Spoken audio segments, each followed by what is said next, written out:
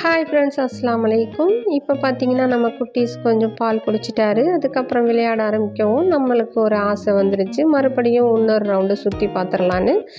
அதுக்காக மறுபடியும் ஒரு ஃபுல்லாகவே நம்ம சுற்றி பார்த்தாச்சு. அதுக்கப்புறம் இவருக்கு தேவையான பொருள் என்ன பார்த்தோன்னா, ஒரு தொட்டி மாதிரி பெட்டில் இருக்கிறது தான் பார்த்தோம், ஹேங்கிங்கு. அதை பார்த்துட்டு அதுக்கப்புறம் அழகழகாக இருந்துச்சு, கலர்ஃபுல்லாக உண்டியல்ஸு அந்த மாதிரி எல்லாத்தையுமே பார்த்துக்கிட்டே அதுக்கப்புறம் இவரும் கொஞ்சம் வாயில் அப்பு வச்சுக்கிட்டே விளையாடிக்கிட்டே வந்தார்.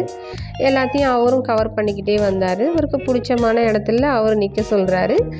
அந்த மாதிரி பார்த்துக்கிட்டே வந்தோம். அதுக்கப்புறம் பார்த்திங்கன்னா எல்லா இடத்துலையுமே அழகழகான பொருள்கள்லாம் இருக்குது.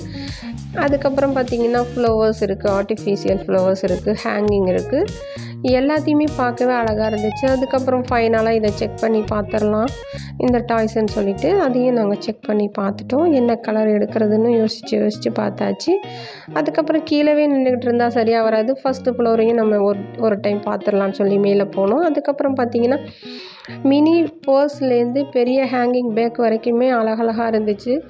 அதுக்கப்புறம் பார்த்திங்கன்னா பேபி ஸ்கூல் ஐட்டம்ஸ் தான் இருந்துச்சு, பேங்கிள்ஸ் இருந்துச்சு, வாட்ச், கண்ணாடி எல்லாமே இருந்தது. அதுக்கப்புறம் பார்த்திங்கன்னா எல்லா பொருளுமே அழகழகாக இருந்தது.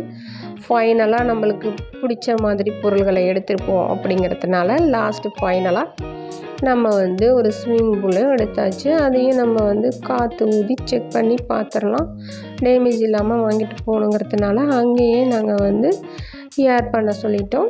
அதுக்கப்புறம் அதையும் பார்த்திங்கன்னா அழகாக வந்துருச்சு, அதையும் எடுத்துக்கிட்டாச்சு. அவருக்கு தேவையான பொருள் அனைத்தையுமே நாங்கள் வாங்கியாச்சு. நாங்கள் ஃபைனலாக வெளியும் ஆயாச்சு. அதுக்கப்புறம் பாருங்கள், இந்த கடையை பாருங்கள், நம்ம திருச்சியில் இருக்கிற குறிஞ்சி மெட்ரோ தான். விசிட் பண்ணி பாருங்கள்.